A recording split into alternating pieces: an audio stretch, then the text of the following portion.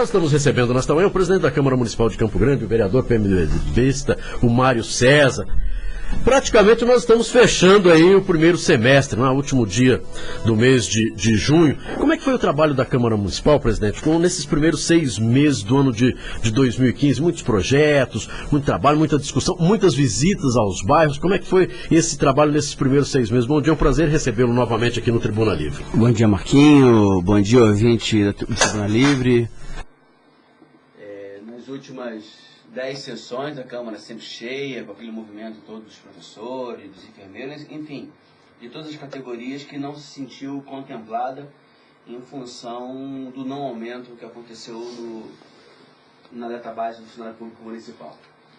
Vários projetos, agora findando, como você acabou de dizer, o semestre, nós temos agora, dos que estão na casa, tem alguns projetos importantes, que é o Plano de Desenvolvimento Econômico, que é o PLDE, que nós vamos ter agora mais 17 unidades, 17 mil lotes para oferecer à EMA, para a EMA poder ampliar sua base habitacional. Nós temos algumas alterações na lei do uso do solo, algumas suplementações e o mais importante do semestre é a LDO, que é a Lei de Diretrizes Orçamentárias, que vai dar o norte para o orçamento de 2016. Ação comunitária, fazer um novo modelo, tal qual nós tivemos no ano passado, que nós queríamos fazer audiências públicas para mostrar para a sociedade ou para a comunidade como um todo, de todas as reivindicações colocadas e dizer a capacidade de resolução, o que vai ser feito, como vai ser feito e quando vai ser feito. Então, essa maneira de interagir com a sociedade está sendo muito bom por parte da Câmara de Vereadores. Antes de mudarmos de assunto, né, com relação à sessão itinerante, quando se visita os bairros, os moradores estão questionando, às vezes, que alguns vereadores não participam, não estão participando. O que está acontecendo? Na maioria das vezes, tem a justificativa do vereador, ou o senhor acredita mesmo que o número de vereadores participando dessas câmaras, das sessões itinerantes, é um número pequeno? Olha, nós estamos tendo um número suficiente, ou seja, nossa maioria absoluta são 15. Então, sempre mais de 15 vereadores. Certo. Alguns têm seus compromissos, até porque não se tem votação de matéria. Nós criamos a tribuna participativa, ou seja, a participação ela é da sociedade. Certo. Tanto é que na fala dos vereadores, eu peço que eles sejam sucintos na sua fala, porque é apenas uma consideração para quem ali está e não fazer palanque nem política eleitoral. Nós criamos, ou seja, a sessão comunitária é de irmos ao encontro da sociedade e dar vez e voz à sociedade para que nós possamos ouvir, né, as críticas, os elogios, as sugestões, enfim, as considerações, para que nós possamos fazer o nosso direcionamento em frente ao Executivo Municipal. Então, há um quórum suficiente, mas a sociedade realmente quer ver o seu vereador. Né? Eu votei no vereador A, eu queria ver meu vereador, eu quero apertar a mão do meu vereador, eu quero criticar meu vereador. Então, é de bom tom que se vá nas sessões comunitárias. Com relação à comissão processante, né? Muito se discute a respeito. Olha, 15 votos, são 20 votos, e aí a oposição fez um pedido, um requerimento para saber exatamente o número de votos necessário para a abertura de uma comissão processante. Quando é que sai esse resultado, essa resposta, e a partir de quando pode ou não entrar na pauta a votação para a abertura ou não da comissão processante? Veja bem, Marquinho, o que preconiza no decreto 201, que é de 67, que ele apenas foi recepcionado pela Constituição de 88, e nós temos que trabalhar ele numa leitura daquela realidade em 1967, como se pensava no caso de comissão processante. E nós temos que acompanhar só a evolução das decisões dos tribunais, principalmente do STF. Quando a Câmara de Vereadores tomou a posição, através da sua Procuradoria Jurídica da Câmara, em defender a tese que o quórum tem que ser um quórum qualificado, ou seja, 2/3, no caso do Campo Grande são 20 votos, que seriam o mesmo quórum para montar a comissão processante e, se caso fosse, o mesmo quórum para o julgamento da comissão processante para uma futura cassação.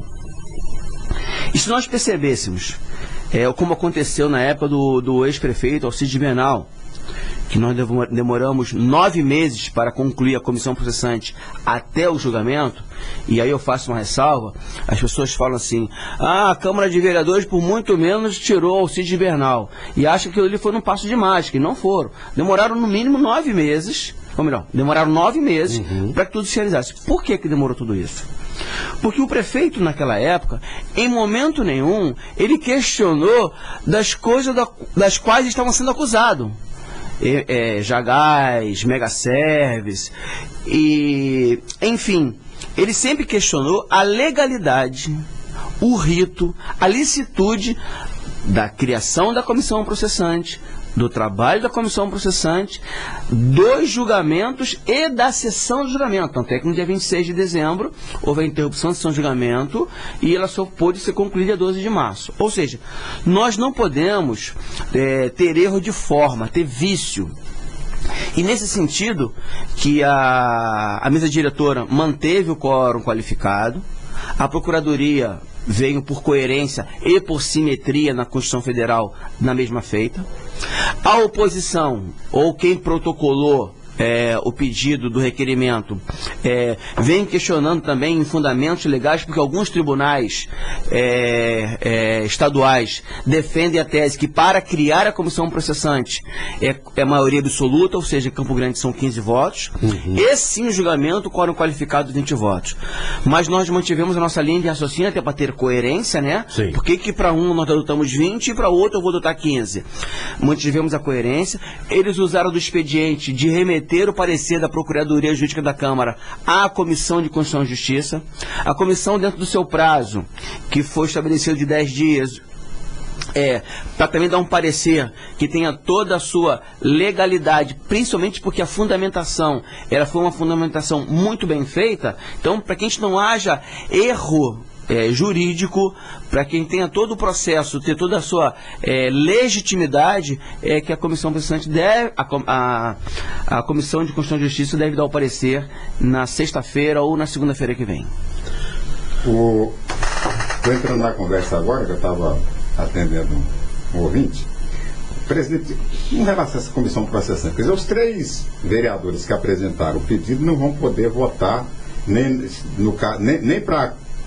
para criar, nem para votar favorável, digamos assim. Aí a Câmara convoca 3 suplentes. Suplentes, isso.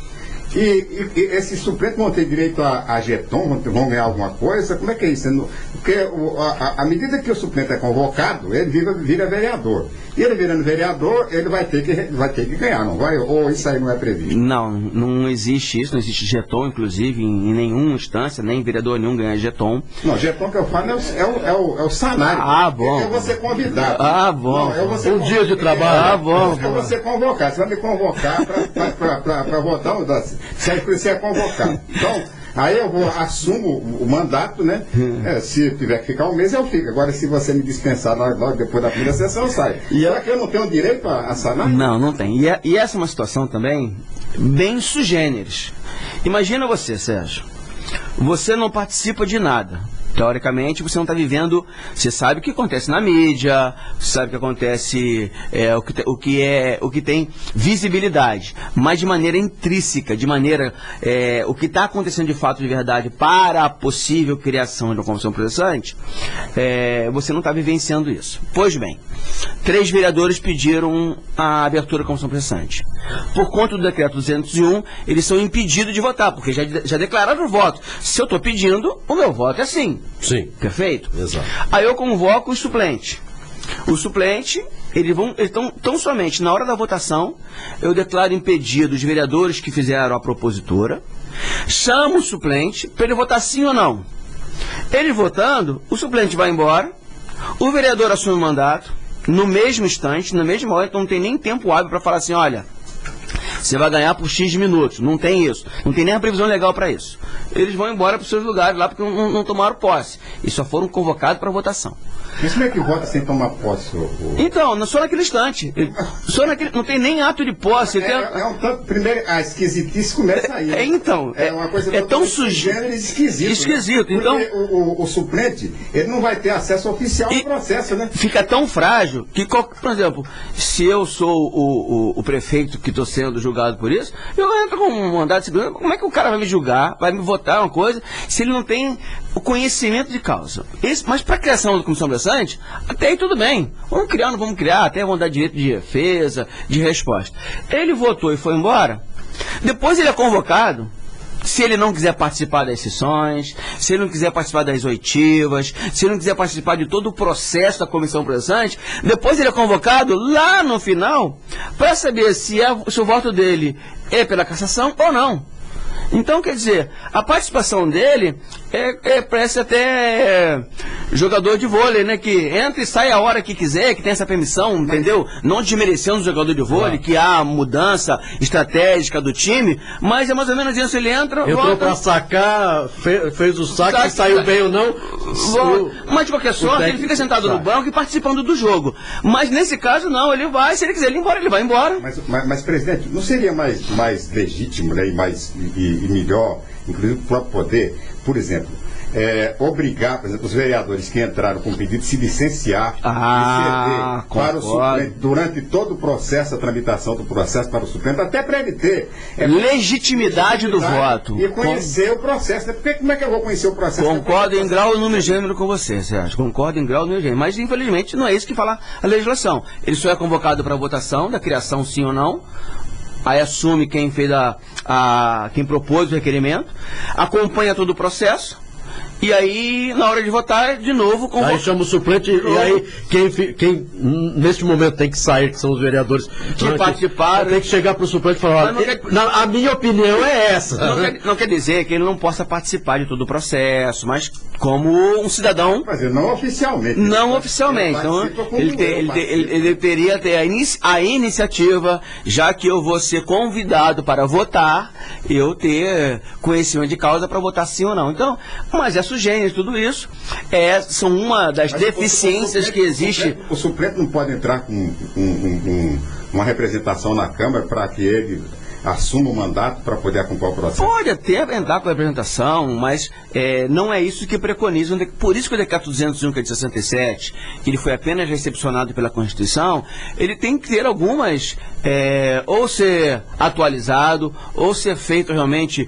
uma lei específica para isso, para que a gente possa dirimir todas essas dúvidas e não deixar essa guerra, ou seja, vai ser judicializada essa comissão pressante, não tenha dúvida nenhuma disso. Vereadora, eu já recebi algumas vezes aqui, não sei se já entrou em discussão na Câmara Municipal, se é uma preocupação já dos vereadores, com relação aos vendedores ambulantes nos terminais, que muitos vendedores ambulantes, que dificultando inclusive nas pessoas que utilizam ali os terminais. Já começou alguma discussão a respeito? Alguma solução está sendo proposta pela Câmara de Vereadores? Não, nós fizemos a legislação da ideia do vendedor ambulante. A regulamentação cabe ao Executivo Municipal. Nós temos feito algumas tratativas em relação a tudo isso, até para que haja um equilíbrio, né? Do jeito que está hoje, houve uma invasão nos terminais, até de difícil acesso para as pessoas que estão ali transitando para pegar o seu ônibus. E outra coisa, existem algumas concessões de uso ali com relação a quem está lá com as lanchonetes, que pagam todos os seus impostos, e os outros que não pagam os seus impostos, né? Vamos lembrar muito bem na época dos camelôs, que ficavam no meio da rua, na 14, na Rio Barbosa ali, e ficavam na frente de um estabelecimento que vendia o mesmo produto, o cara estabelecido, pagando todos os seus impostos, e quem estava no camelô na frente não tinha essa mesma carga tributária. Foi criado esse camelódromo, no primeiro momento houve um tumulto, mas depois todo mundo se adequou lá. Hoje ninguém quer sair do camelódromo, que virou um modelo de negócio interessante e funciona o camelódromo ali, na situação em que hoje está.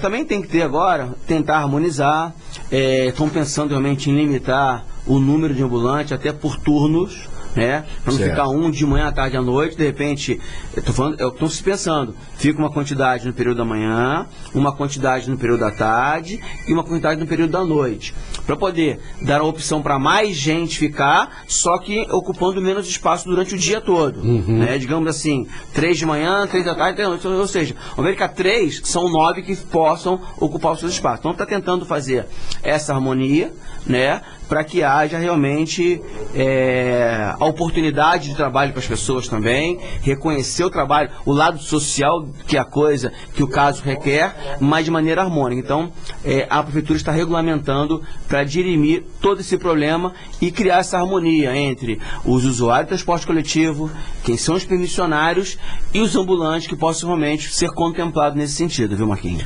Presidente Mário César, o senhor viaja quinta-feira para Brasília, né, uma reunião na NTT. Qual o objetivo dessa reunião? É com relação aí à BR-163? Isso, Marquinhos, esse é um assunto muito importante, que nós estamos discutindo pouco até por conta dos meios de comunicação, da maneira que foi proposto a duplicação da BR-163. E aqui eu quero dizer que duplicação, ela traz desenvolvimento, tá?